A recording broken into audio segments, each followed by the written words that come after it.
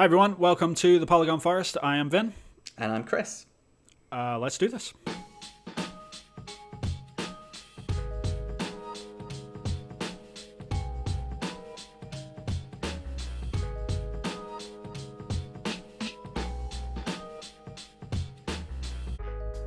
So today we're going to be talking about, what are we going to be talking about? We're going to be talking about some Xbox and Bethesda stuff. We've got some weird news out of Rockstar, I guess. Yeah. And some more features that are coming around with Xbox, maybe a couple of other tidbits on the other end of that, we shall see. But first, Yeah. new podcast, first episode. Yes. Mr. Chris Jarvis. We should probably introduce ourselves, and then anyone that's listening can sort of figure out if they want to continue to watch this. If you know, I don't know. We can tell them what we're all about. Tell us who you are. Right. Yeah. I mean, I am Vin Hill. Hello, and this is Mr. Chris Jarvis. Do you want to tell people what we're about and where we met and stuff? I guess So, you can kick us off with that. Yeah, we went to Norwich University of the Arts, as it's now called. Many moons ago. And we graduated in, I believe it was 2012. 2012, yeah. That we graduated, so we're coming up for 10 years. God, it makes you feel old, right? Yes. And we were on the Games Art and Design course. Yep. I was more into the 3D side of things, and you were very much more into the 2D side of things, I guess you could say. Yeah, we were on opposite sides of the fence, I guess. We were the enemies of the art world, I guess. Which is weird in retrospect, but yeah, it's kind of a thing. It was more like looking over the fence going, I wish I could do that. Right. Yeah. It's like, man, that guy can do 3D. I wish I could do 3D. And now I do a lot of 3D, which is weird. But yeah, different story for a different time, I guess. And I do more coding, which wasn't even on the course. Yeah, so. Right. Yeah, it doesn't make any sense. But yeah, that's pretty much how university goes, especially if you are going in there with a very specific sort of mindset of what you think you're going to do, and then you come out the other end doing something completely different 9 times out of 10. So yeah, to be fair, though, they did say that. They said most people won't be doing. They did, but we did not listen. Why would we listen? People don't listen to that. I want to be a concept artist, and it's like, yeah, okay, sure you are. Go for it. And then what happened? Okay, I am actually a concept artist. So, it kind of worked out. Eventually, but it didn't in the beginning. There was a few years after uni which I did not do anything with my time. So how many years before you paid professionally for doing concept art? Oh God! So graduated in 2012. Paid professionally. Now that is. Yeah, I'm not sure. So I had a few freelance gigs, I guess, here and there. And when I say a few, I mean once a year, pretty much. Okay. So really, really small jobs. So until 2014 was when I got probably my first gig, and then I didn't break into actual studio working full-time as a concept artist until 2015. So it was 3 years. Yeah, it was just over 3 years, afterwards. 3 years after uni before it started to make you money. Yeah. Before it paid off. Sustainable. Right, and even that is debatable. Even that is debatable. Yeah. The first when you break in as a junior, you make no money. You are you're in poverty pretty much. That's the only way to really describe it. But it's a stepping stone. And then when you get to become just normal concept art and you drop the junior bit, that's when everything sort of explodes, and it's all good. But yeah. That's cool. So that was a few years, and then what are you doing now? Right now, I am at Ubisoft in Montreal, which is, Christ, it's quite a weird sort of convoluted story of my career. We went to Norwich University College of the Arts, or whatever the hell it's called now. It was anyway. That's what it was when I first started in 2007 or something. That was the name of the uni, and then they changed it to NUA, and then NUCA, and then it was. They keep changing the name. It's annoying as hell. Anyway, was there, and then I moved to Japan randomly because I was like, yeah, I'm going to be an English teacher. Why not? So then moved to Japan, then I broke in over there, and then I moved to the US, and then I was freelancing there, and then I moved up here into Canada and Montreal, and that's where I am now, in a studio. So jumping around quite a bit. But how about you? Have you been jet setting around the world? Where are you? So I'm in Toaster in Northamptonshire. So nice. Exotic. I went up 20 minutes up the road from my hometown. So that's as far as I went. I envy you. I envy you. Like the fact that you didn't have to move, I envy you. Yeah, that's true. Yeah, the less moving is good, but that kind of shows that I'm not kind of in the industry now. Right. So I guess my path was straight out of uni, managed to get a job at the Sunday Times, which was just, don't know how I did that, landed on my feet with that. That's pretty cool. Like full-time paid position. It was pretty cool. Yeah. It was actually classed as casual work because of the way the media works. So it ended very abruptly. Right. I did a few months at Sony in Cambridge, and as it was turning into Guerrilla at the time, it's no longer there now. What game were they working on at the time? Was it It was Killzone Mercenary. Right, okay, yeah, that was the Vita game, right? The PS Vita game. So I'm on the credits for that, which is cool, with a special thanks. I've got special thanks. That's it. That's all. Like that's the goal of like everyone going into uni as like a games artist, I guess, is just get on credits. Like that's the top thing, and then as soon as you do that, you're happy. Like okay, take that off and do something else now. I can definitely take that off the box. Definitely. There you go. And then I went back to Sunday Times for a few months, and then I was a t-shirt designer for a few years, or was I a straw? I was a straw salesman for a bit. Nice, it's different. Yeah, you know, like why not? And then I was in the automotive industry for a few years, and then that sort of fell down. And now I'm a salesman in the veterinary industry. But I found myself in the position where I can afford to own the equipment to be an indie dev now. Awesome. So on the side, in my spare time, I'm making an indie game. Very cool. Yeah, we've discussed this off camera as well, like the whole fact that nowadays, like compared to how we started out, like we couldn't really like do any of this stuff like that, what people can do nowadays just with like a home computer and just getting started to do their own things. The fact that you can just like why am I not making an indie game right now, and the fact that you've sort of come to that realization, now you've just dived in, now you're doing it, you're learning how to code, like you've got levels up and running, like that's awesome. Yeah I did dive in a few, like every so often I'd dip my toe in, it would just be too hard and then I would just quit. Right. Yeah. And that was a combination of it being too hard and also the equipment just not being up to scratch. I had a Mac basically, and that'll do it. I got it for my first year in uni because I'm dyslexic, so I got it as part of it was for free. Oh, nice. So it was like the base spec iMac that you got, but that lasted me for 10 years. So that is the good thing about Macs. Yeah. I bought a Mac in like 2014. I handed it down to my wife. Like she still uses it, and it's still super fast. It's perfect. Like still runs great. Yeah. And yeah, so if you want a computer that lasts, buy a Mac. Not sponsored. Yes. No. Exactly. And unless you want to get into high-end 3D modeling, then it's not great. It's not ideal. No, it's not ideal. Word processing, that's take that away. Web. You'll be great. Awesome. Yeah, if you're an author, go for it. Yes, exactly. Yes. Yeah. So how far are you into development then? Are you feeling good about it? Like where you're getting up to, or? That is an interesting turn of phrase. Feeling good about it because it's a game that's about the stages of grief. Nice. So happy game? Fun time game, especially when you're living on your own in a pandemic. Yeah, it's kind of been put on the back burner somewhat. I can only work on it when I'm feeling up to it, so it depends on mental health. Because one of the reasons why I'm doing it is for that creative outlet and to do something productive with my time. So if I'm doing it and it feels like a chore, then I just stop doing it because it's not worth it mentally. Yeah, I mean, I think everyone, like every artist as well, has got like 10 projects that they jump around from. And I think that is the main reason why they jump around a lot, is because it all depends on like how they're feeling, what they're doing. Like if they're going through like a really depressing time or something, they don't really want to be working on something that is just constantly compounding that. Exactly. And there's the opposite as well. Like you don't want to always make a happy, fun time game. Like if you're having a bad day, like I don't care about your jumps and stuff like that. You're just not in the mood for it. So well, that's going to be the second game. It is going to be like I was thinking the happy fun the game. Next one might be a comedy. So right, there you go. There you counteract it.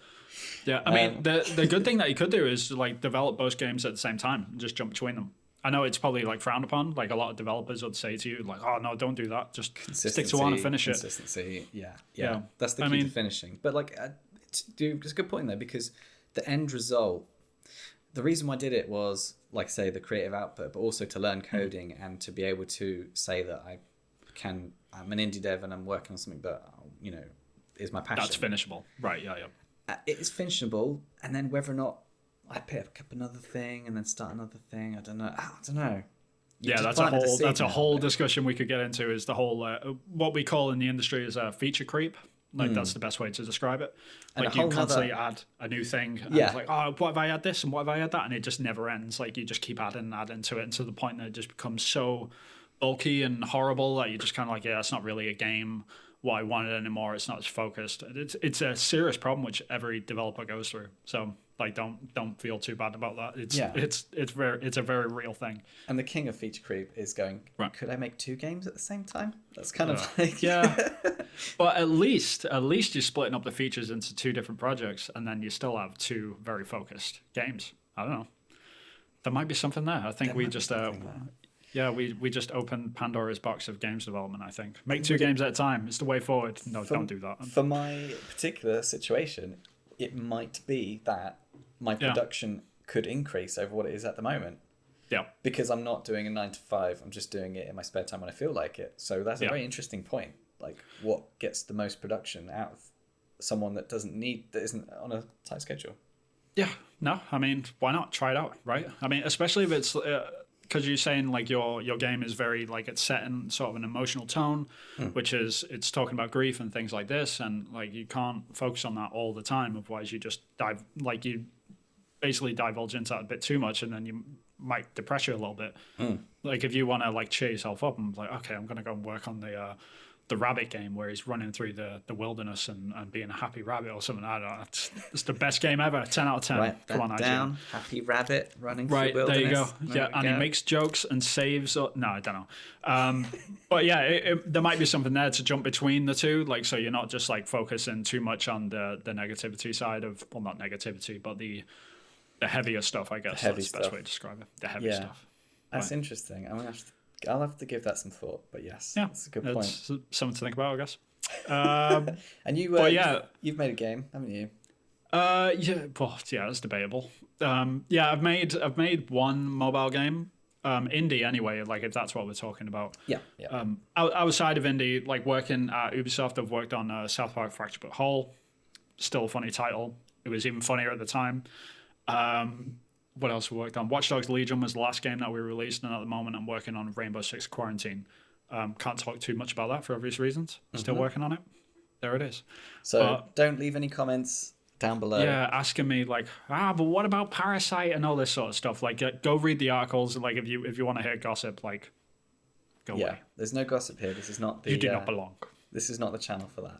No, but we'll be talking about other people's stuff though. Indeed, yeah, we're going to trash talk some other people, I'm sure. Yeah, but with zero information, just pure speculation. Like most people do on YouTube, right? They just no information, no clue how the games industry works. Yeah, I'm going to talk about that game engine. All right, let's listen to this. Let's see how good this is going to be. Yeah, hear that stuff all the time. Let's get the popcorn out then. Yeah, indeed. But yeah, outside of Ubisoft stuff, I've worked on a couple of indie little projects as well. I've finished one mobile game with a group called Jump Button Studio, which was like just a group of like-minded people, and we put together a game called Last Line of Retreat, which is on iOS and Android. You can download that now. I'm pretty sure it's still up, still live. Released it a couple of years ago. Tanked pretty quickly, like most indie games do, but it's definitely, it was a learning curve, and learned a hell of a lot from that game. But also, I'm working on a couple of other little projects at the moment. But yeah, that's about it. Oh, anything you can say about personal projects? No, not really. I mean, it's not that I'm not being secretive or anything. You can go onto my Twitter account and sort of check out what I'm working on. I'm working on a little character controller at the moment, which is just a character controller for like a 2D Metroidvania, and it's purely, as you were saying before, just to learn code. I'm just trying to force myself out of that mindset of just constantly being in art mode and trying to think outside of the box and working a little bit on code, because it's nice to not focus so much on visual elements of stuff sometimes. It's nice just to sit down and look at a sheet of code and just try and work out problems that way, because it's a lot of it translates over. Like trying to figure out problems which are in code is a lot like solving problems in concept art. Like you have a lot of issues that you need to find and fix, and code comes with that in ample amounts, as I'm sure you know. Well, the one thing that I find that's most different is that there can be a solution which is absolute and finite. So you can have a problem, I'm not able to do this, then through the code you figure out what the bug is and you fix it, and then something works. And you never get that in like the art world or like the concept art world, because everything's down to personal preference and context. But once you have a controller that is working and wasn't, and it does what you want it to do, or even sometimes it does something better, it's a tangible thing, and you can think that is finished now and that is working. And it's strange, because like the opposite happens as well with like especially in code, because like you have this problem which is also in concept art where you find a solution and then you're like, okay, I can make an even better solution. And then there's all the background stuff where you can clean up your code and it's not so hacky, and it's like this whole rabbit hole of like games development issues, I guess. But it does work both ways. That's true. Yeah. I don't know enough about coding to know about cleaning up any of my code. So when people say that, I don't know what they mean. I'm like, I type in words and then things happen. How can that get any more works clean? Perfect, right? It was interesting. There's a really good talk by Jonathan Blow, which is the guy that does. He made Braid and The Witness. People probably know him from Indie Game the Movie. Bald guy, kind of weird, but genius in his own right. And he when he's talking about games development, like in like his talks and stuff online, he constantly tells people like, try and just don't ever clean up your code. Just make it as hacky as humanly possible. Get it done. If it works, it's good enough. Like get to the point where like you can test stuff and iterate really, really quickly, because that's what's most important. It's totally true. Like I meet a lot of programmers that are super meticulous about how they write out code and like what is the quote unquote the right way of doing certain things and trying to find certain flows to code and stuff like that. And it's like, dude, you are spending so much time on this. Just get it in, see if it works. And then 9 times out of 10, you put something into code. I'm sure you know this. Like you write something out, it works. You're like, yeah, but this isn't really how I imagined it. It's not quite as responsive. It doesn't quite work the way, I had imagined. So I'm just gonna cut this feature, whatever. Stuff happens all the time. So if you spend too much time like cleaning up code, it's not the end of the world. I totally did do that with I think it was my death and reload code. So I had when you die, go back to the beginning, then everything resets, then these things happen, and that was all coded. And it got to a point where it was actually more just quicker for me to just go, when you die, restart the level. Right. And so all that code that I'd done about where everything's going and spawn points and saving progress, it was just, no, when you die, just reload. And that was sometimes like the most simple solution is the best. Yeah. You lose. Yeah. Don't be too precious about your code, because you could lose it through a design. Yeah. And that's coming from 2 artists that don't know anything about code. And we're giving advice to coders. Right, there you go. Like, just good luck. You will need it, especially with that sort of advice. The only other thing that I was going to ask, I guess, like to sort of get people in the mindset of like who we are and what we're up to is what sort of games consoles do you own? Like what games are you playing, stuff like that. So I thought it's probably best to like list off the consoles that we actually are playing on, and also what is your favorite game of all time. So go ahead. Oh my god, favorite game of all time. Just one. You're only allowed one, maybe 2. If it's that hard, then you can have 2. So in terms of consoles, I fell in love with games on a Sega Mega Drive, playing Sonic 2 in our school club. And then my brother had a N64, and then I had a PS1. And then I went to Xbox, I think, when my brother went PS2. And so then since Xbox, I've been Xbox until very recently, where now I've got a PS4. Oh man, I am so jealous. Like you've got like a library of games to chip through. Yeah. God, that's beautiful. So my whole gaming career, for most people that probably be watching this will know about, it's been mainly Xbox, with the exception of when The Last of Us came out. I just loved the look of that so much that I borrowed my brother's PlayStation. Right.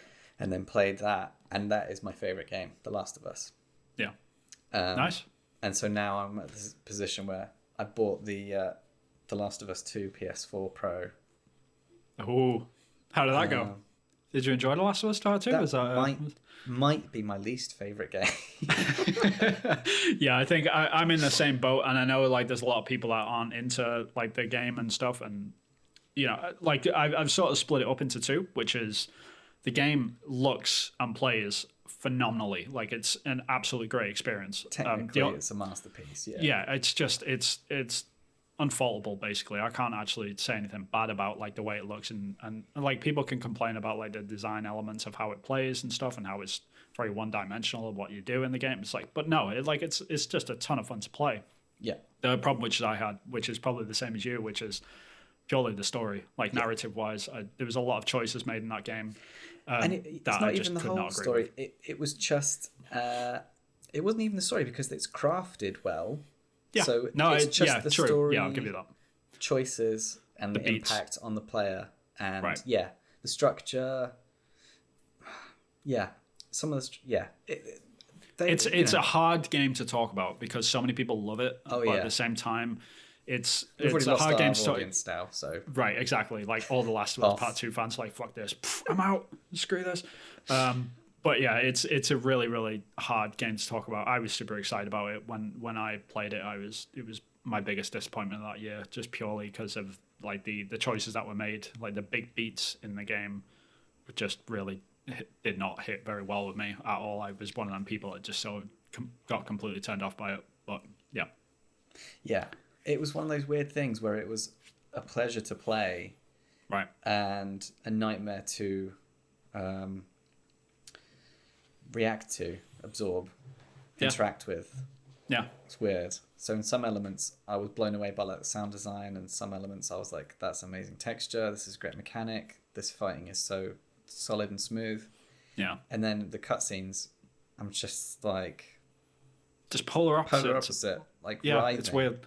Like the greatest thing in the world, and then like this is the worst thing in the world, and they're just constantly fighting with each other, and you're trying to enjoy it, but it's hard because like things get in the way of each other. Yeah, it's that is a whole discussion, I guess, about that game. Christ.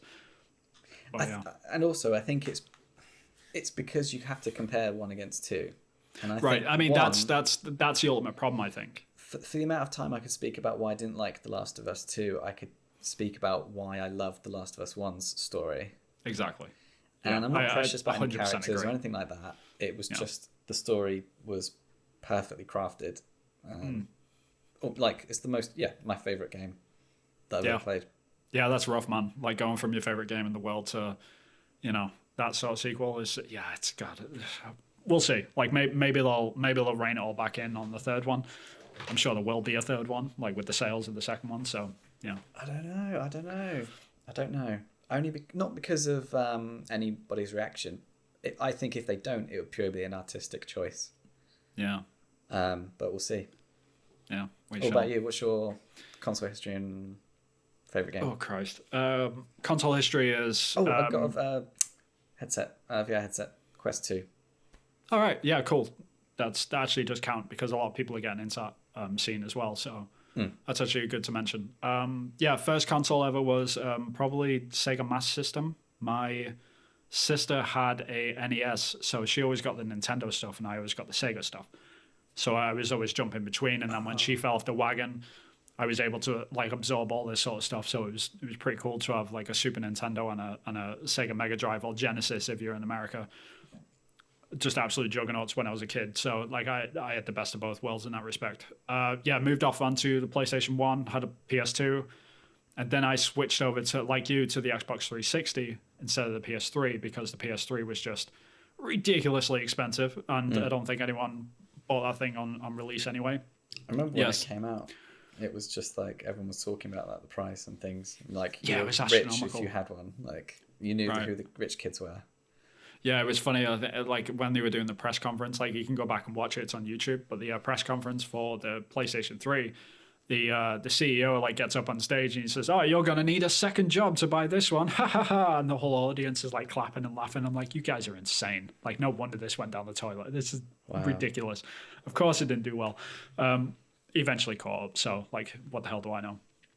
Yeah, after the Xbox 360, I eventually got a PS3 at the end of the cycle, and sort of got back into that ecosystem. And then last gen, I was just PS4 all the way through. I never bought an Xbox One, which is a shame. But at the same time, it's a good thing because now I have a Series X, a PS5, and a Switch. So I've got all the big boys. It's awesome. Probably did it in a good way as well because all the backwards compatibility, it's amazing. For Microsoft is better than the PlayStation side of things. So yeah, it's been really cool because I've got all my older Xbox 360 games in like a sort of like a sleeve sort of thing, like all from when I was living in England. So there's like 40 games in there or something, and then just being able to put a disc into my Series X, and it's just like, yep, I know what this is. You can play it. It's like, what? This is amazing. So it's been great. That's pretty good. And like with PlayStation, you'd be like, what's this? Right. It's like, is this a disc? You know, so they wouldn't even know what it is. Yeah. But yeah, the whole like discussion around like how Xbox has sort of bounced back from this from the Xbox One is just amazing. Like the Series X is such a great console. Like if people are on the fence about it and they've got the cash, like go for it. It's awesome. But yeah, also like you, I've got the Quest 2. It's back there somewhere. Okay. Very, very, very cool headset. It's the only one I've got though. Yeah. Do you get motion sickness? Depends on the game. It depends what it is. I mean, I'm playing Pistol Whip at the moment. Like, God, that game is amazing. Like Pistol Whip on Quest 2 makes you feel like John Wick. It's the only way I can describe it, and it gives you a workout. Like it's one of the greatest games I've ever played. Like experience wise, it's just amazing. Like once you can get past the whole motion of just like standing still, but it feels like you're on a carpet that's getting dragged along. If that makes sense. So you're on a rail, which is not so bad. But when I play other games, like I've plugged it into my PC and I've been playing Boneworks on Oculus Link. And Boneworks it's full locomotive. So like you move like back and forth, side to side. You can jump and duck and all this sort of stuff. I'm okay for like an hour, but then you get to like hour 15 mark and it's just it all goes to crap. I'm just like, yep, don't feel good taking this off, and it's just it's hard. I had to stop with Star Wars Galaxy's Edge. I think the Quest 2. Even though it's got some locomotion options, and you can either press forward to take steps, or you can sort of leap. And it got to the point where there was some vertical enemies and some people higher and lower and left to right to me, and you've got to shoot people quickly, and that was just couldn't get past it. Too much. It was just too much. Like I kept dying, so I put it in easy mode, and then it was that I didn't want to move my head and get to this position, and then I'll just have to take a break, which is a real shame, but I think we're just probably too old. Yeah, I know. It's fascinating, like the whole VR situation, because like when you get them golden games that really open up what VR can be. Like the first time I played Pistol Whip, I was like, this is it. This is a game changer. Like this is everything that I wanted. Like this is the greatest game ever. Like I'm just going to play this forever. And it's a ton of fun. But then there's something like technicalities, like the whole, like they haven't really figured out how to fix motion sickness and how to really nail down locomotion, like so you can actually move around in a space and feel natural without it being like, whoa, like my brain doesn't like that sort of thing. Like they haven't quite figured that out yet. And until they do, it's gonna be pretty tough, I think. But it's a very hit and miss sort of system. But if anyone could try it, like I absolutely recommend anyone should like pick up a Quest 2 if they can. Just to try it. Try it for sure, because it's totally an experience that I don't regret the purchase at all, even though I'm probably not playing it as much as what I thought I would be. But yeah, it's great. I played Myst. That's what I've been playing recently. That's another one I've been wanting to get around to, because I played that when I was a kid. And playing that in VR would be a whole thing. The amount of nostalgia is just unreal. And then I feel like a god that I've got the brain power to be able to do some of the puzzles now. Because before I would just be clicking, so I was like a little kid, hoping for the best, hoping what would happen, and then now I can actually like use my brain and like figure things out. Be an adult. Like 30 years worth of like. I had that experience not too long ago with I've got the PlayStation Classic, the little one, and I picked that up, and it's got, I think I got Tomb Raider on it. the original Tomb Raider, and I've been playing through that. And it's like, oh yeah, I can actually figure this stuff out now, because when I was a kid, I just run into walls and it was amazing that you could just run around and jump and stuff and shoot, and craft mana and stuff and shoot dinosaurs and stuff. Yeah.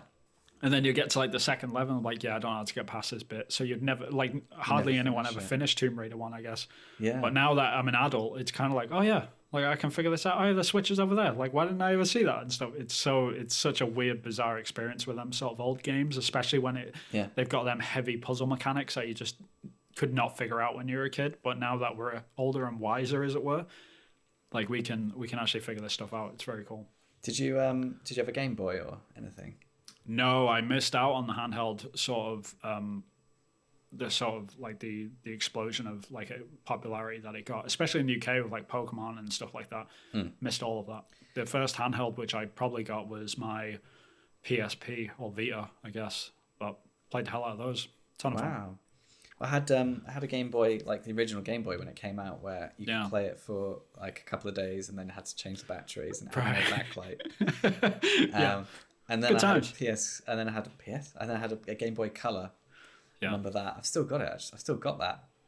Nice. So yeah, I forgot about that in my list of things, and I thought it was definitely worth noting. Yeah. No, it's been interesting because I've been I bought a BitBoy, which is like the Chinese knockoff sort of handheld that you can get online, like for emulation and stuff. And I filled that up with original Game Boy Color, and Game Boy Advance games, and I'm just chipping through them things. Like, it's such a great little thing. Because I guess it's the same with you. Like, now that you've picked up a PlayStation 4, you got this whole backlog of stuff. Like, I'm chipping through like old, like I'm playing Link's Awakening at the moment. Yeah, it's awesome. Great game. Like, why the hell did no one tell me about this when I was younger? You know? Yeah. It's great. Well, they tried to, but there wasn't that much marketing back then. Yeah. Well, my friends tried to, but it's like, yeah, my parents are too broke. Like, I'm never gonna get a Game Boy. So yeah. 30 years later. Here we go. Or here we go. 20 something years later. Yeah, but that's pretty much it. My favorite game is Eco, which is a PS2 game, which is an action adventure game. It was developed by Team Eco, which went on to make Shadow of the Colossus and The Last Guardian. Pretty much the sole reason why I got into games development as well. Like, that game, like, just opened up my imagination to what a game could be. Like, at that point, everyone was like shooting things and jumping around, and that was like it's just about a boy in a castle, like trying to help a girl to get out, and it was just like, this is amazing. Like, this is what all games should be like. I'm gonna make games. This is gonna be amazing. But yeah, that's and cool. now I'm making a first-person shooter for a living. So that worked out, you know. Well, you know, come on, you've worked on other first-person shooters as well, so it's not just one. Right, there you go. Yeah, there is that. No, it's all good. Yeah, and you're working on. Rainbow Six is first person as well. So yeah, lots of first person shooters. I'm not knocking them though. I love FPSs. No, I really got into FPSs with the Xbox 360. I think that's what really cemented the whole like movement of playing Halo 3 and playing Call of Duty 4 when that first came out. Like, the sort of the multiplayer movement that happened with Xbox Live, especially in the UK, was just astronomical. Up there. Completely changed everything. And Halo 2 is up there. Medal of Honor is up there for sure for me. Yeah, it's insane. Like, I was watching, like, recently I've been playing the Master Chief Collection. I'm watching the the making of movies that they've got like embedded in there, and just realizing that the guys that made Halo 2, they invented like the lobby system and matchmaking. Like, they invented that pretty much wielding. Like for consoles, you know, and dual wielding and stuff like this. I was like, God, like the amount of stuff they came up with that we totally take for granted these days. Like, in one game, it's not like they figured it out over a few games. It was like, no, Halo 2, it's like, look, we need to figure this out. And they did. And the amount of balancing most games use that now. I think that you could probably say that's the first like example of mastering balance in a game. So like the weapons, I agree, the maps, the multiplayer multiplayer elements, the arenas. That was like a masterclass in this is how you do online games, basically. Yeah, absolutely. I mean, and it's so like we take all that stuff for granted every single day. But yeah, they were pioneers at the time. Absolutely incredible. But yeah, we should probably move on to we've got some news to get through, I guess. When we say news, we don't mean news for us, we mean news in the games industry. So every week we're going to be sort of running through sort of what we thought were interesting points of news, I guess, in the games industry. Yeah. Yeah. And if it's worth talking about, if it's just a headline, meh, we might just read it and move on. Right, exactly. That's something interesting to say. Yeah. So first point of news is Rockstar pays a modder $10,000 to fix load times, which is insane. Like this story is crazy. So Rockstar paid the modder Toast, I'm guessing it's T0ST. It could be Toast. Could be Toast. Could be Toast. Could be Toast. I'm pretty sure it's Toast, as in O. So Rockstar paid the modder Toast $10,000 for a mod which enabled multiplayer mode to load 70% faster. 70%. It's absolutely ridiculous. Rockstar have a bug bounty program which pays out $10,000 for security threats normally. So with this reward was a bit of an exception.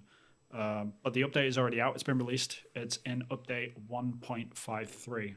This is insane. It's such a great story. Minutes. You're talking about minutes, shaving minutes off of your experience. Right. Loading whole up minutes. Multiplayer. And that in this day and age, that's impressive. You're talking seconds usually, aren't you?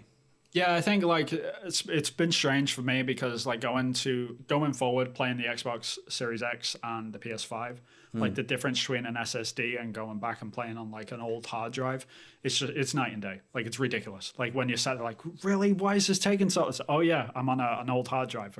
You can't load games that fast anymore. First world problems of all first world problems, but yeah, this interesting story. It's interesting that he's been paid out of the pot that was for security and bugs, right? But he's been paid for like an improvement. Yeah, and he says it was like one line of code that the dev could have looked up in half an hour or something like that. I think that's his quote. So he thinks it was, or she, or they think it was fairly easy fix. Yeah. The interesting thing for me is, where does this leave the games industry? Is this an example of things to come? Are we going to have people fixing other games that have got loading problems, or does it leave the door open for other improvements? I mean, the modding community is the modding community, and they'll make whatever they want to make. They're going to do it either way. Yeah. Will the studios start paying attention and start paying out for things? Yeah, I think it depends on the game, I guess. I mean, GTA 5 is... God, the game's been out for 6 years now. It's still on like the top leaderboards like every week. It's still selling like the MPDs, like their monthly sort of sales units that they put out every month. Wow. Still hangs around on them. It's just insane. That game has sold like, I can't even remember how much it's sold now. It's an astronomical amount. Yeah, there's several generations that have played it. So there's like, I guess we're probably the pioneers of that, like, that would have played that the first time round when we were it's strange 20s. Like this, like the GTA 5, this is the third generation it's been on now. So it was on the PlayStation 3, it's on the PlayStation 4, and now it's on PlayStation 5, or at least there's going to be an update for the PlayStation 5 as well. So but for PC players, it's been all the way through. Great game, obviously. Yeah, it's a great game. I like all of the when they replace the characters and they do the cutscenes and it's like a chicken or something. I don't know why I find those funny, but you gotta love it. But yeah, it does not surprise me because this game has got such a huge following and there's such a massive community for it. Like, I can imagine that these sort of things get fixed by gamers. But for a smaller game, when I say smaller, I mean like the average game that sells between 5 and 10 million units, like an average AAA game. How many people are actually modding it out? How many people have run into these sort of problems? Like how common could this situation be? Yeah, would it be ever be opportunities which could be benefiting from this sort of thing? Because not every game has this, this amount of money to spend on security threats and things.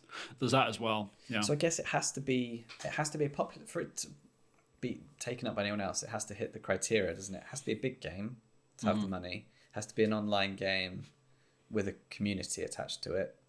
So I guess you're never going to have it with like an FPS, like a single player action adventure game.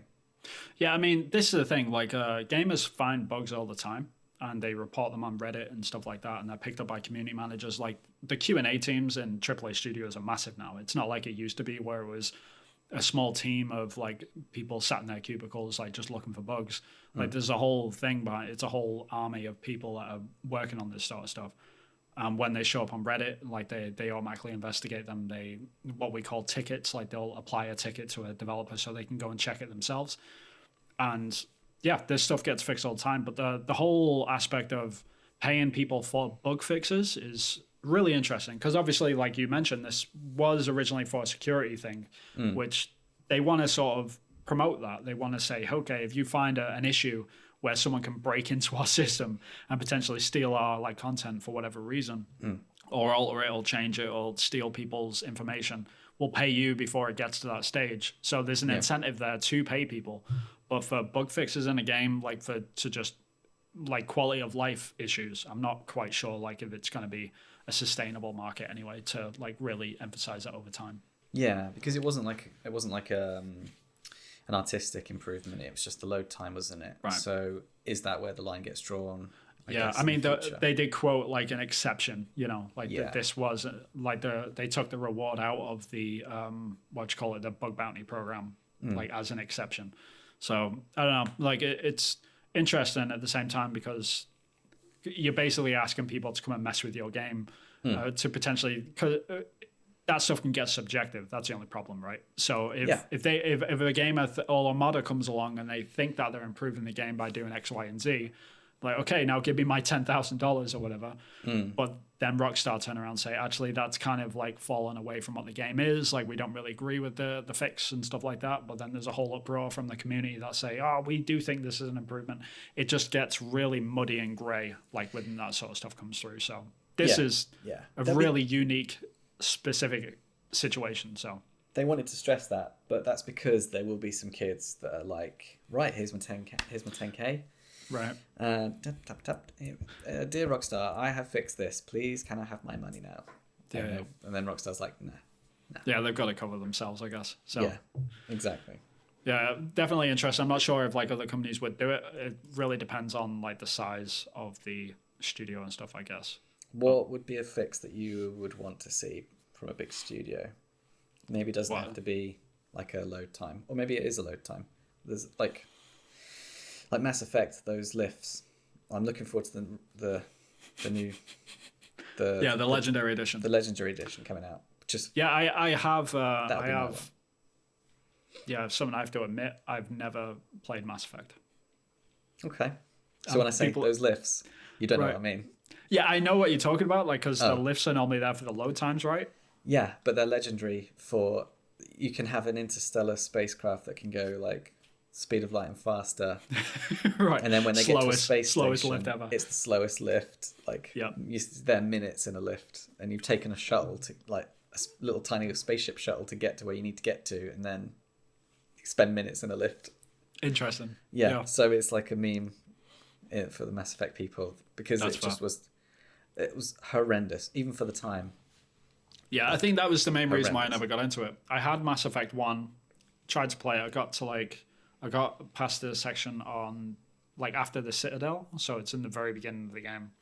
Got into the next area, but like like I played this when it first came out on the Xbox 360, which game played horribly on that console. Like, nostalgia is everyone's friend when it comes to this game, but if you played on the Xbox 360, like, you probably sort of remember like how hard it was to play sometimes. It was only when the ball got rolling that everyone started running with it and really enjoying the game, but I never got past that first hurdle. But I am definitely going to pick it up when the Legendary Edition comes out. It's on the top of my list. Yeah, I totally sympathize. 1 didn't do it for me. It was literally just the amount of buzz that was going on for 2, I think, is when I started to pick it up. And then went back to get 1, but I don't know what console I was on then. Yeah, I've met a lot of people that have just completely missed 1 and 2. They've just been like, yeah, played 3, it was awesome. Never played 1 and 2. It's like, what? Like, how can you? Like, I can't be one of those people. No, I've never done that. I never started with a 3rd. That's weird. Right. Yeah, like, it's very odd. I'm getting into. I've started on 2 with Uncharted. So I started with Uncharted 2.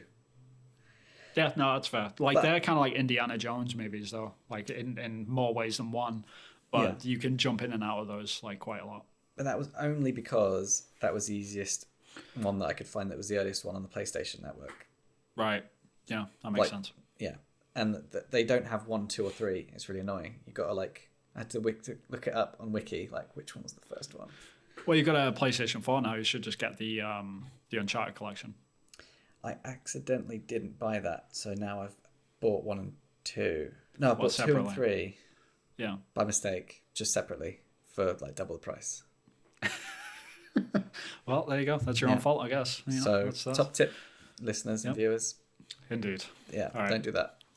So moving on to the next story, Xbox FPS Boost is now in the wild, finally. So Dishonored, Skyrim Special Edition, Fallout 4, Fallout 76, and Prey have all been updated to include the newest feature on Xbox's new consoles. So the FPS Boost taking older games from 30 FPS to, quote, nearly double frame rates, whatever the hell that means. This flagship feature doesn't require developers to alter or recompile any of the older games, leaving the work to the Xbox to do some trickery in sort of like the post-processing stage. As far as the game's concerned, they're actually still running in 30 FPS. They're just like whatever Xbox is doing afterwards, it's actually running in 60. So the game has no idea, so it doesn't actually mess with any of the code. Like sometimes games are reliant on being 30 frames per second and actually running in that frame rate in order for some code to run, but it doesn't mess with any of that, which is great. However, there is a strange caveat with all of this. More demanding games on the list, like Fallout 4 and Fallout 76, have the feature turned off by default because they require a reduction in resolution to reach the fabled frame rate. So what's the resolution that we can get with those games? Yep. So right now, Fallout 4 and Fallout 76 are capped at 1080p. So, and they're 4K when it's at 30 FPS, which is a strange choice. Like I thought they would have gone for like a 1440p, like somewhere in the middle a little bit, especially because they got the power. And it's strange because the Xbox Series S runs the game at 60 with 1080p as well.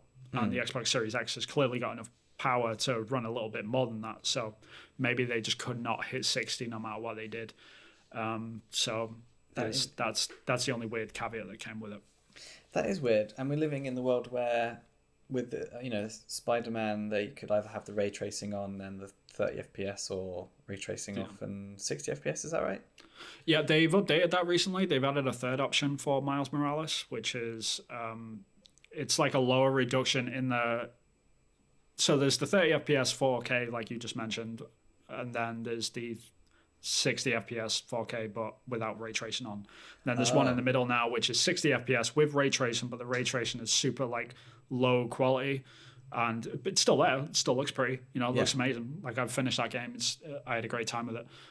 But yeah, they're adding all these options now, and a lot of people have been complaining about the options because like this is the reason why we buy consoles. We don't want all these crazy like PC options, but I'm totally the same. I love the fact that I don't have to mess with any knobs and switches and dials and things, and I'm just getting the experience that professionals have tweaked and said this is what looks good and this is what's going to run consistently. Because for me, it's more about consistency. Because the thing I hate about my PC is that you can tell when it's changing. And I never had that with a console. Even though it probably was happening, they were just better at hiding it, I think, on consoles. Yeah, I think when it comes to... As long as they keep it simple, like the changes or the options, like the way PlayStation have been phrasing stuff recently is like they call it performance mode and performance mode. Like performance mode and graphics mode, that was it. And so you can switch between those two, and it's clear language of what they're sort of selling within those different configurations. So that's fine. It's when it gets a bit more muddy than that, where it's like you can tweak your FPS and you can tweak your frame rate and you can tweak your resolution and like how much ray tracing you want. Like when it gets into the weeds like that, it sort of comes to a fault where you're just like, as a console gamer, I really don't care about this. That was the main, because I built a PC a few years ago. It's what I'm on right now, and just I never really gamed on it because I spent more time messing around with settings and things like that rather than playing the games, which I think a lot of people have. Well, a lot of people have that problem. A lot of people love it. Yeah. It's weird. A lot of people are like, even more settings. This is like, they'll complain about a game, go, this doesn't go very many settings. I want more settings. Right. And that'll be a criticism. I'm just like, what? Bananas. Absolute bananas. I actually, saying that though, with Uncharted, I'm not happy that I've just got brightness and no contrast. I can. Well, you got it's TV just, remote. Well, I've got like this. Defeats purpose, right? But I've got this fancy again. I've been having the same problem on PC that I got on my TV. I got like a 4K LG fancy pants TV. Right. And like the set, it's got HDR. I don't know how to get the best looking image out. Right. of it. Yeah. Because there's so many settings for that as well. So I don't know if it's the HDR that's messing up the contrast. Oh, I don't know. Interesting. Yeah, I've not got a HDR TV yet. That's the only thing. I'm probably going to invest in one this year. They're great. Finally pull the trigger on. Like people have just said, like, oh, you can't go back. Like once you go forward. Oh yeah. It, so. And you can totally tell the difference. Right. Like with all this Spider-Man stuff, and probably the frame rates for the Xbox, I probably won't be able to tell the difference. Yeah. But with HDR, when you whack on the iPlayer and you watch a bit of David Attenborough, it's just like that's where it counts. Right? Yeah. Oh my god, that's like TV. That's where the money goes. Yeah. Yeah, no, it is interesting. Like the only thing which is a bit strange about the whole FPS boost on Xbox, which is awesome by the way. Like I've tried it out already. Oh, you've seen it and you've noticed it. Yeah. Okay. Yeah, you can tell the difference. Really love it. The only problem which I have really is the whole marketing side of it, which is their choice, because now that Microsoft own Bethesda, obviously, like they own Skyrim and they own Fallout and stuff, like they could actually not hire, but they could tell like their studios like, hey, make like an official Series X version of these games, and they would be at 4K at 60 FPS, and they could add ray tracing and all this sort of stuff and add all the bells and whistles and just have like one mode, and it would run it. Like they've got enough power to do that. But instead of like doing it through this way, it's like we're gonna have sort of not. It's certainly better like than it was like playing the game at 30 FPS, which I've tried before, and it's just not like it's not the same. Yeah, like having the frame boost is amazing, but like they could have done so much more with it, and that's the only thing that I'm concerned about, I guess, like going forward. Yeah, like if they automatically go for this option on all of their first party games. For third party games, it's without a doubt they should always go this route, especially if the developers aren't going to touch it. But yeah, that's the key thing. Are the developers going to touch it again? And I guess now that it's in house, it's an internal email. Exactly. It would be a shame if they left it there, because I think adding ray tracing or whacking on some extra HD textures and stuff. I reckon there'd be an audience for that. I reckon it would have legs, and I reckon people would pay for that. Yeah, I mean, it'd be strange. Like it'd be weird if they didn't come out with like a Fallout special edition like they did for Skyrim with all the DLCs, and then they do an update and within the game with that. I mean, that would be cool. But hopefully this isn't a trend where they just, instead of going all in, they sort of put one foot in and just we're just going to put the frame boost on it, and it's not going to be able to reach 60 FPS, but so we'll just lower the resolution down and stuff. I mean, very, very first world problem sort of thing. And no one will hardly ever notice, but it's an improvement either way. So it's great that we've got something. So I'm happy either way. It's an amazing piece of technology, and I can't wait to see it come to more games, especially third parties that just don't have the means to return back to these games to put out official patches to boost the frame rates and this sort of stuff. So it's exciting. Yeah, it's great for the people that wouldn't otherwise be able to give a 60 FPS. The fact that Microsoft can sort of do that under the hood with some trickery and not affect the code is really clever, because you can have code that's linked to frame rate, and absolutely, as soon as you mess with that, it's strange because like a lot of people don't realize like how much work there is in pulling out an old game from the archives and trying to recompile it and add in like these features. Like, oh, it's a one line of code, why can't you go and fix it? It's like, you have no idea how much work this takes. It takes a lot of work. So like I get it at the same time. There's been some slack about the Mass Effect new edition not having multiplayer. And I think there was talk about trying to get it in, but the amount of work it's unimaginable. I think they said it would be like doing the whole thing again, like the amount of work, the amount of hours. It's two remasters, pretty much. Yeah, it's like two remasters in one just to get the multiplayer. The multiplayer on that game, Mass Effect 3, was awesome. I loved it. It was a lot of people have said good things about it. So I never got around to it. So it's the only time where I hadn't got bored. I'd say I probably spent more time on that multiplayer than anything else that had like a horde type mode. So like Gears of War, or like any of the zombie modes on Call of Duty and things like that. Right. It's because it's so much more than that. So it's awesome, and the upgrading that you could do with it and different loadouts really made a difference. Yeah. So that's a shame that's not going to come out again. There won't be a revival. They can always patch that in. Though I would assume that EA are probably looking at that and they're thinking, okay, we're gonna stop and we're gonna see how much this game actually sells, and if it sells well, then we can patch this in later and actually make a whole multiplayer section. Because I'm sure if fans call out for it enough, they could totally put that back in. If the numbers are there, so if this re-release does really well and there's loads of support for it. Yeah, I mean, certainly with the amount of marketing they're doing behind it, I think it's gonna have a good push either way. Yeah, I'm looking forward to it. It's like one of my most hyped releases. Same, and I've never played them. Like people keep talking about them, like I'll get around to them one day. But then when I heard like the rumor mill spin around about like there could be a potential remake or remaster, I guess. Like I'm not actually sure, like if it is. I'm all in straight away. It's like, yep, pre-order day one. I will buy that. I'm not going to pre-order it, but I'm going to buy it day one. And we won't mention the fact you work for them, so we won't. Well, we already have. What I mean to say is, you may know things that we can't talk about, which is kind of exciting.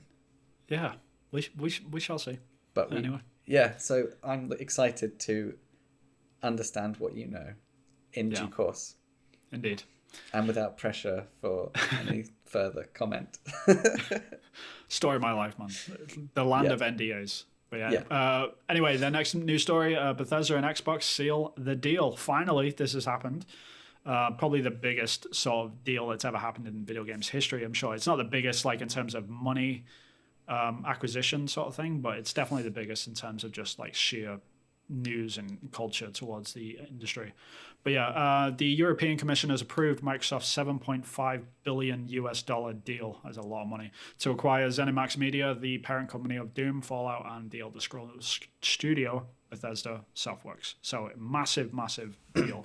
The European Commission put out a statement and they said the Commission has concluded that the proposed acquisition would raise no competition concerns, shots fired, given the combined entities' limited market position upstream and the presence of strong downstream competitor, whatever the hell that means. It basically means like it's not that big of a deal. That's basically what they're saying. It's not illegal. It's basically which is the best way to describe. Yeah, and it's sort of a dig when they said concluded that the proposed acquisition wouldn't raise any competition concerns. It's kind of funny. Anyway. Funny. Yeah, with the deal sealed, Bethesda and Xbox quickly released a roundtable to reassure gamers and probably investors that the merger wouldn't only not hinder the development to their beloved IP, but it would also allow them to, quote, make better products to get them to more people easier. They're probably talking about Game Pass, I'm guessing. Yeah, they're probably talking about Game Pass, and they're probably just trying to make Xbox people not get... not potentially see anything wrong with it. So it's all good news that it might mean that because of this news something bad might happen down the road. I think Todd Howard especially is making a big push for this whole, like, it's not only not going to be a bad thing, it's going to be a very good thing for us. Like, they're going to be able to push all this stuff out and do it really, like, you know, they'll be able to do it a lot quicker as well, which is nice, you know, like if that is true, but how much fluff is in that sort of marketing is kind of, you know, up for debate. And how much production has already been done for certain titles that are going to be released, where if it was done in-house right from the word go, would we have a better product? So I think there's probably some products that are going to be released where it's not going to make any difference. It's probably going to be a few years down the road before we start to see, I think, technical... what's the right word? Differences. Technical differences which would, like, you know, because PlayStation have got some titles which are awesome, they run really well, like the, you know, Spider-Man and The Last of Us and Ghost of Tsushima and things like that, things that are pushing the boundaries of what the console can do on the generation. Definitely. I think a lot of that is down to managing just how they like allow companies to work and operate. And I think being a first party is just going to improve the games just normally anyway, because they're not under any pressure of being a third party. Third party developers are basically always in survival mode. Like everything that you do, you've got to make money off it. Because if you don't, then you're basically useless, and you have to start laying people off, and it's a whole thing. Like, you haven't got the financial support of like a higher up with a Sony studio, or having a company like Microsoft behind you just to say, we've got your back. Like, do whatever you want. Like, if you want to run down that road and spend an extra year on this game versus the only like 5 years that you were going to work on it, like, spend the extra year and figure this stuff out. That extra year like actually makes a huge difference. So them having these sort of options as a first party now it's a huge deal. It's a very big deal.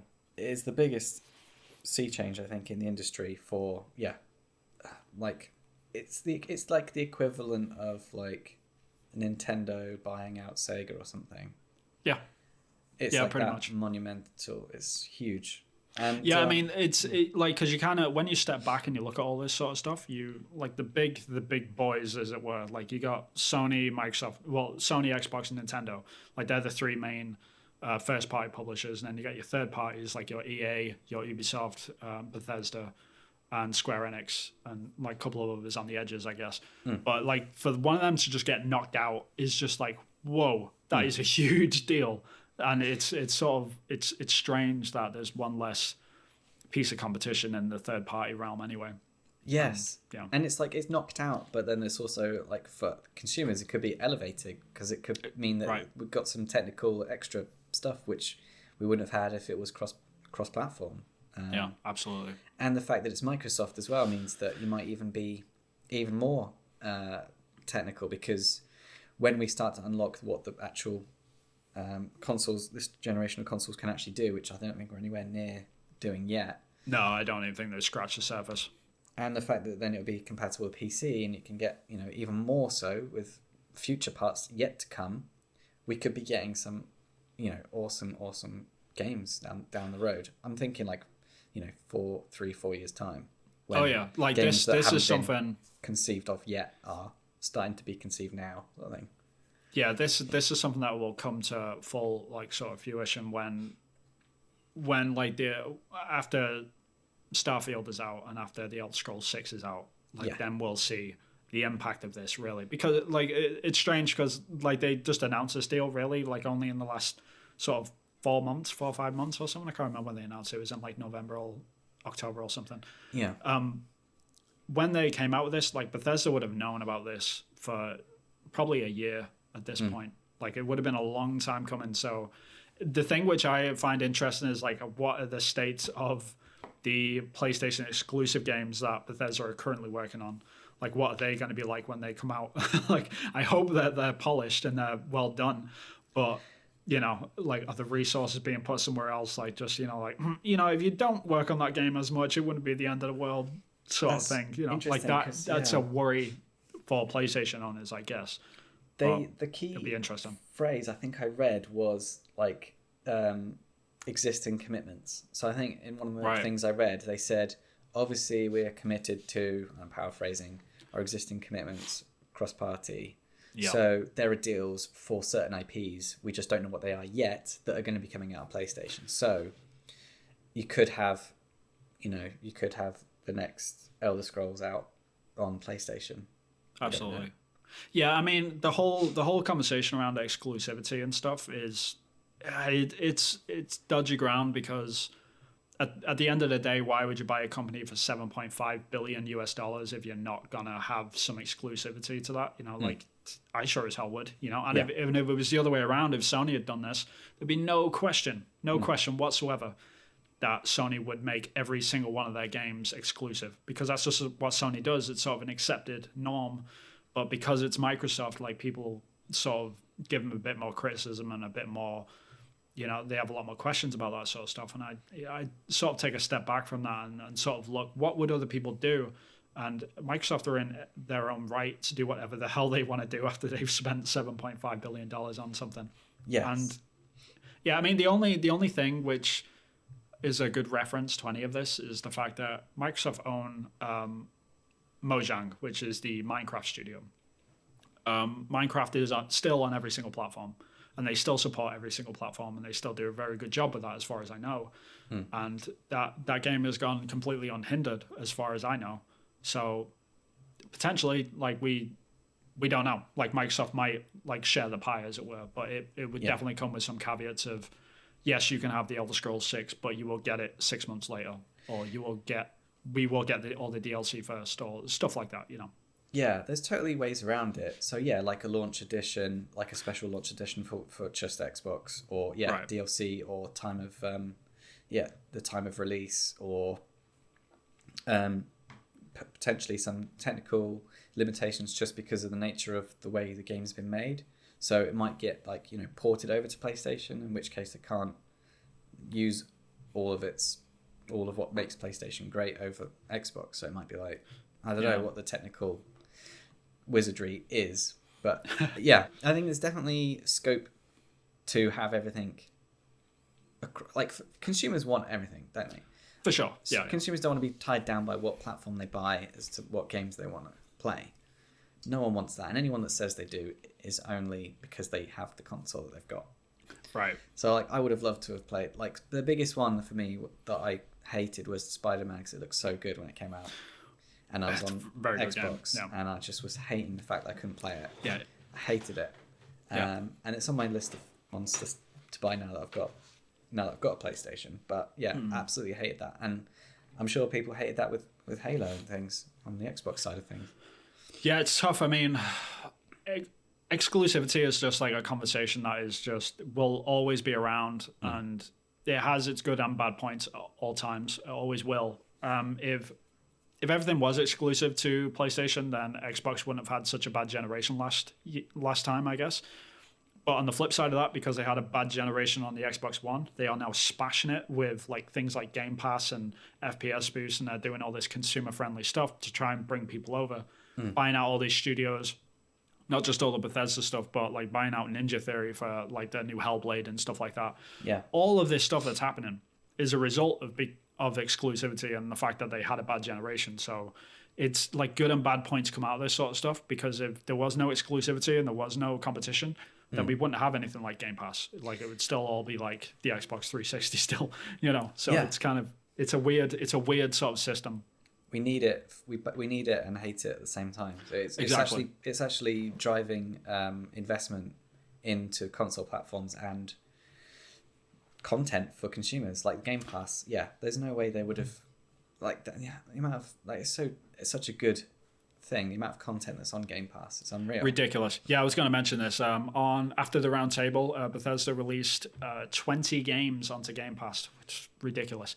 20 games are added onto Game Pass to the fanfare of Xbox owners, but simultaneously raising debate amongst PlayStation owners, obviously, because of the whole Starfield and the next Elder Scrolls game. But it's like you said, it's just such a ridiculous deal.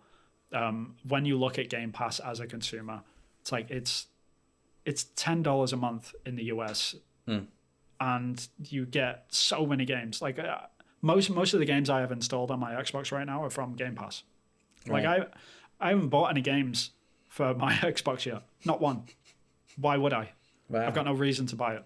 Yeah. So it's ridiculous. You've got a huge catalog to get through as well. You could, you might not ever buy I guess it's those big ticket AAA launches that might tip over the edge, but there's not. But even then, I mean, if you get Game Pass Ultimate, you get Xbox Live included, which is like, I haven't bought Xbox Live Gold because I don't have to, because it comes with my Game Pass. Right. And then all the first party games that are coming out on Xbox come out day one on Game Pass when you've got Ultimate. I think it's probably the same on base Game Pass, I'm not sure. But the Medium came out and I played that day one. And you can play it on a little handheld, and you can play it on the PC, and it's all ridiculous. Yeah, it's crazy. Absolutely amazing. So I mean, a lot of people like us, we have consoles and PCs now, where that's also becoming a massive driver. Like, I'm not sold as to which console I'm going to buy next. I'm definitely going to get a next gen console, right? But it's going to come down to what I've played, what's out, what's coming out, and what I can buy, and how much money I've got. So all those factors. It's a strange sort of like yourself. If someone's on the fence of buying a next gen console, like, which one do you go for? It's either like you are going to really struggle trying to choose one, or just get them both. That's the best way to go about it, I guess. Yeah, I mean, maybe not at once though. That's the whole point. Right, you know? it's a lot of money. Right, Yeah. it is a lot of money, and I'm super serious about video games and stuff. So like, I dived in day one on both of them, but I know most people aren't going to be like that, and for good reason. But it's such a hard choice.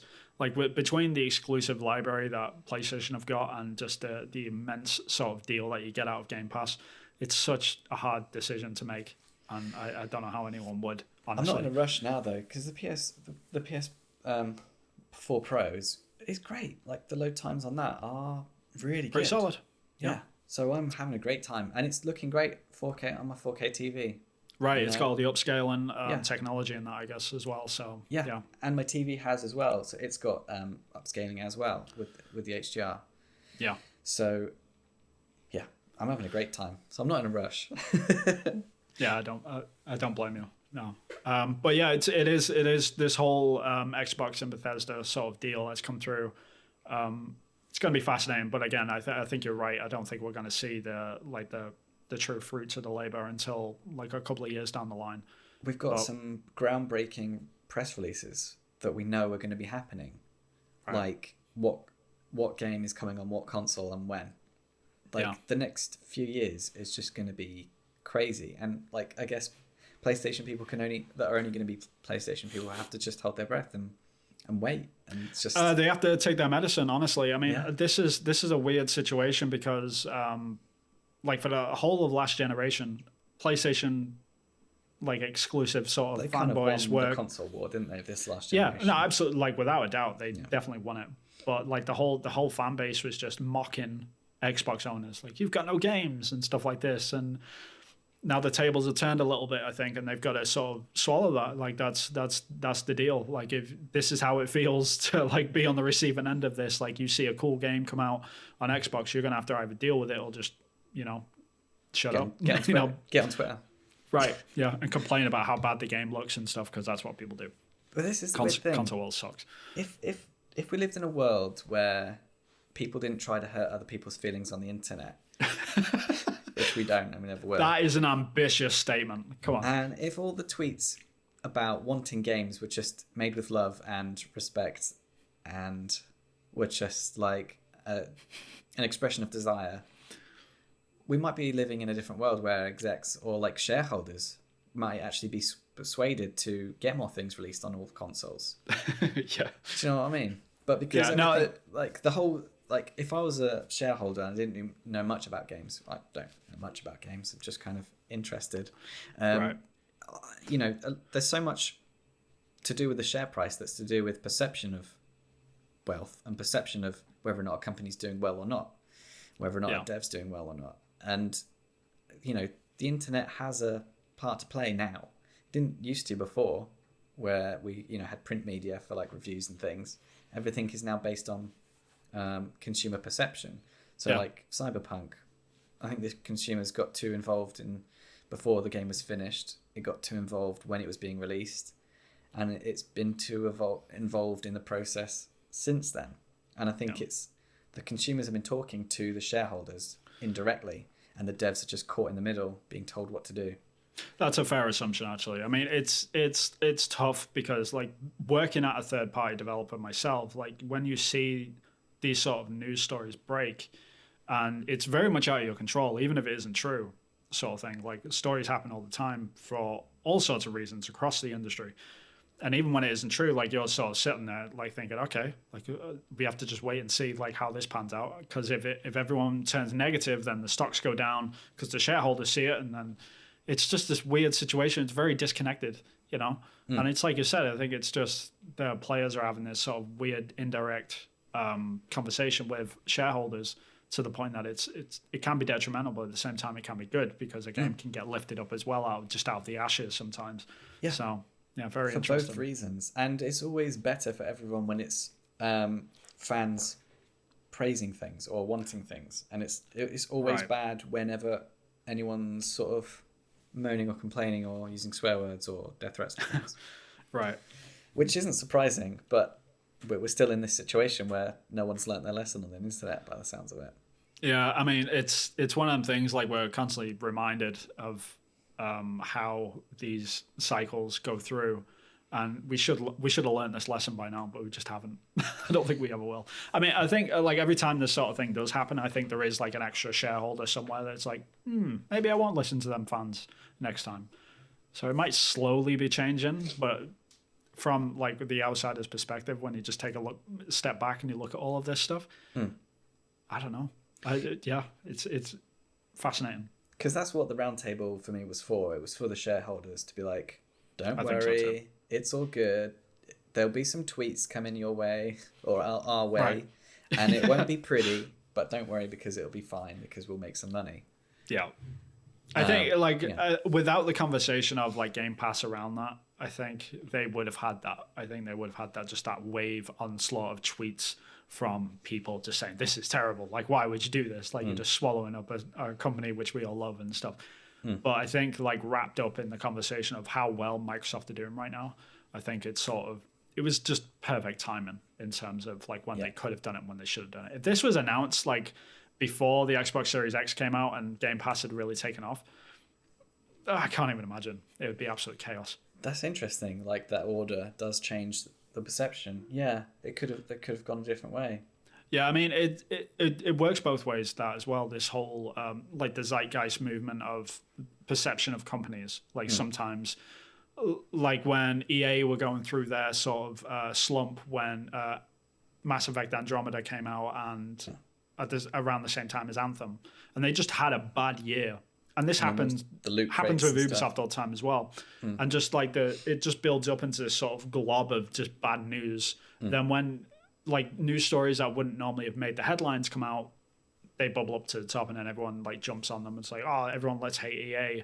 And it becomes this thing which sucks for the developers and the shareholders notice that stuff. You know, like they're just like, oh, like everyone hates this company. No one's going to buy from them, so I'm not going to buy anything from them. But it doesn't always work that way. Because like they still make money though, don't they? They still rack it in, even though. And they're still selling games. People are still buying. Like, yeah, we hate EA all of a sudden, but then EA sells record numbers of FIFA and Madden every year, and people forget that. There was I can't remember if it was on some sort of podcast that I was watching, but there was like a don't buy Assassin's Creed. There was like a don't buy Assassin's Creed Discord or something, or it was linked to Steam or something, and all these people that are on.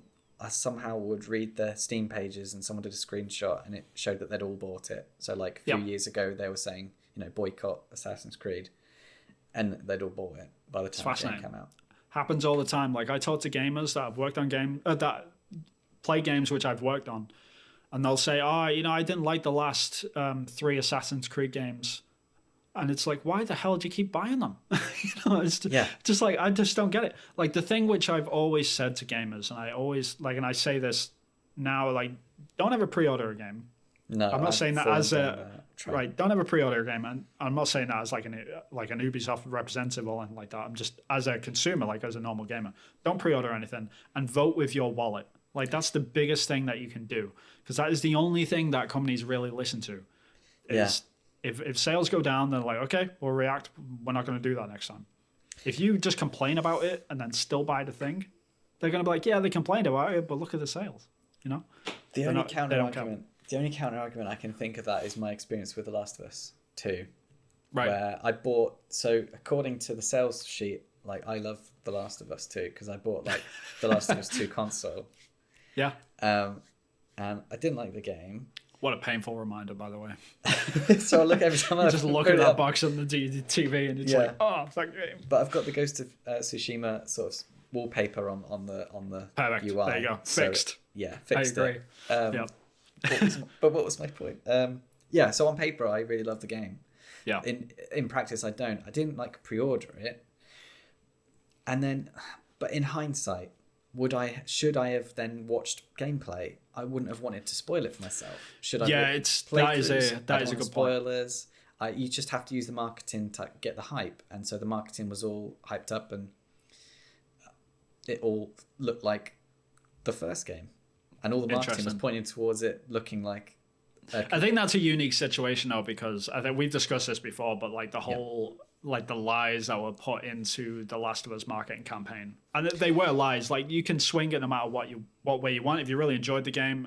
But if you just look at it from like an ethical standpoint, the way that they marketed The Last of Us Part 2, they sold the game based on something that it wasn't. They were advertising story beats which had nothing to do. Didn't exist. Yeah. They literally doctored stuff to be in the marketing that didn't even like false advertisement, basically, like 101. Like no matter how you cut it, like for positive or negative, if you enjoyed the game, then it worked great for you. Yeah. But it is false advertising. Like they marketed the game that way. That's not that common, I guess. Like because people are because people don't have enough balls to do that, right? Well, not really courage, but it's more to do like they don't have the momentum of such a huge game to be able to do that and get away with it like The Last of Us did. If in the Assassin's Creed Valhalla marketing they said most people will think it's a bit like really long. If they had that line, I probably wouldn't have bought it. Yeah. And I haven't completed it. Yeah, no, I still haven't finished Valhalla. It's not a bit long. It's really long. It's too long. Yeah. I would argue it's actually too long. I worked on that game. I still haven't finished it. Like I'm like 100 hours into it, and I go back to it every now and then. I do an extra mission. It's like, oh crap, I still haven't finished this. This county, and it's too long. I don't like the new Assassin's Creed trilogy. I've been very vocal about that.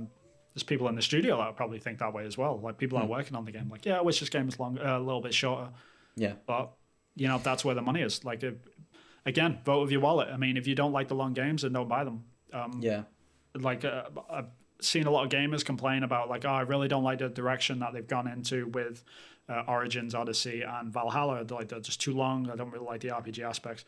It's like, okay, but you bought all three of them. That's the first mistake that you made. You paid more for them than the original trilogy, right? Because they cost more.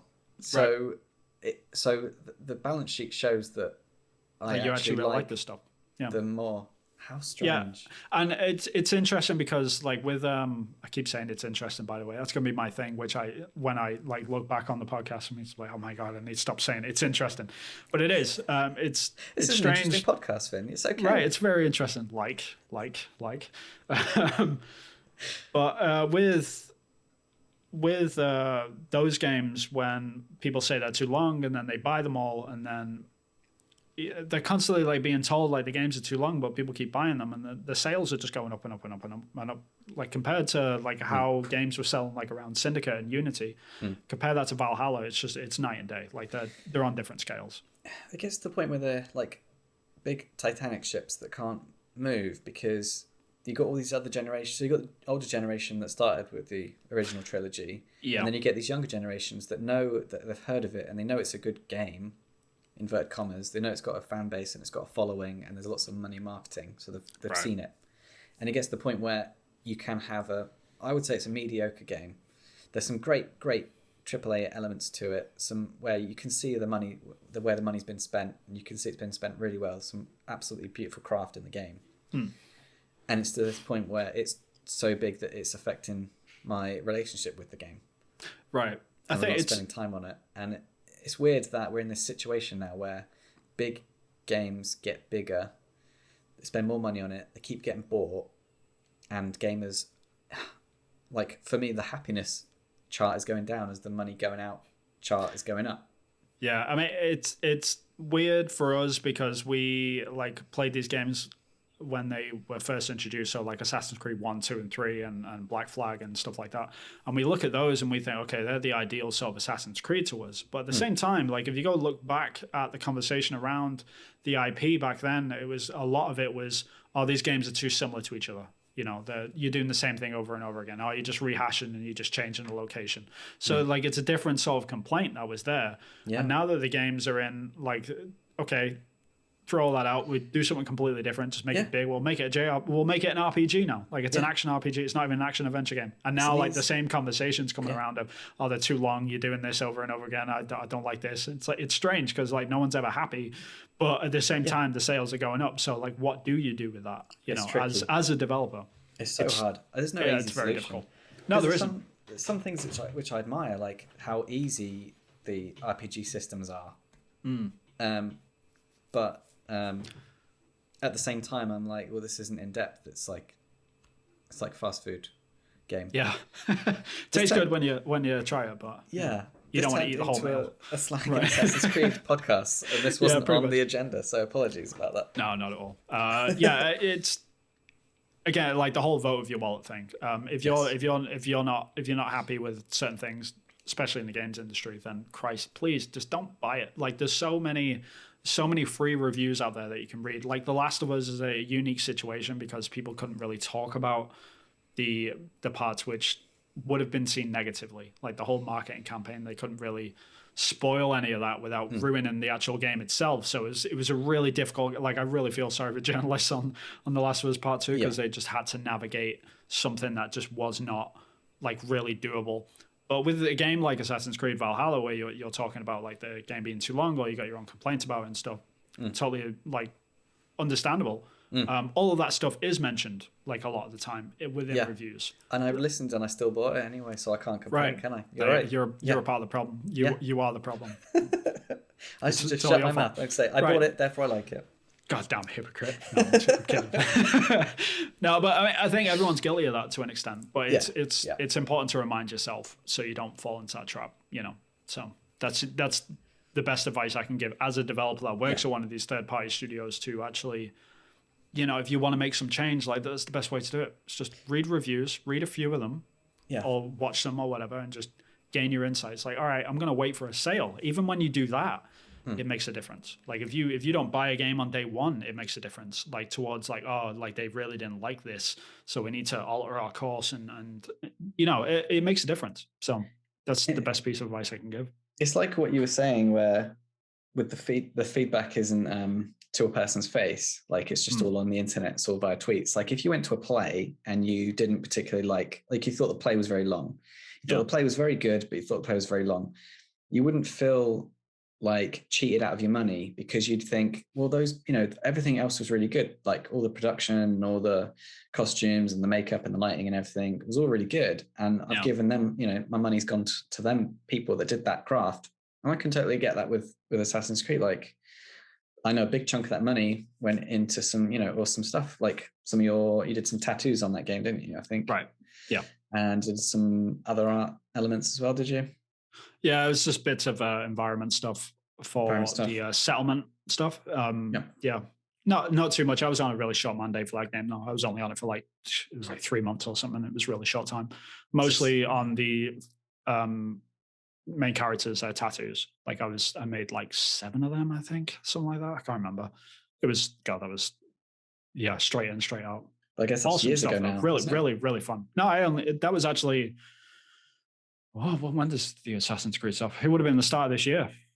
Start last year, sorry. So 2020. 2020. Yeah. Okay. Well, we're living in a time warp anyway, so it's okay. Right. Yeah. None of this time matters. Like it could be 2025 for all I know. 2020. Yeah. The beginning of 2020. So it's a year and a bit ago. So yeah, I've given you some of my money. Indeed. Thank you. I appreciate it. So I'm okay with Look at all this lovely yarn that I bought with it.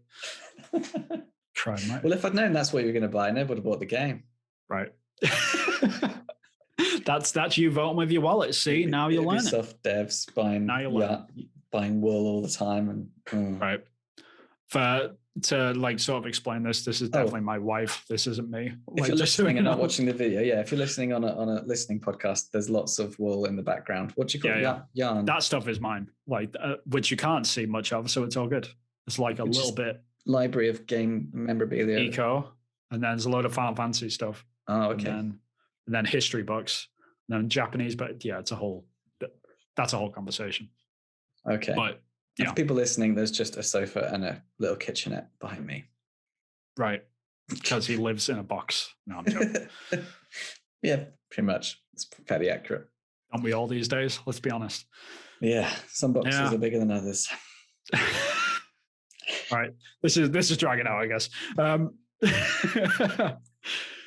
Thanks for listening. If you're interested in listening to the podcast a bit further, then please stay tuned. I'm sure there'll be an episode 2 and 3 and 4 and 5, hopefully, because we'll see.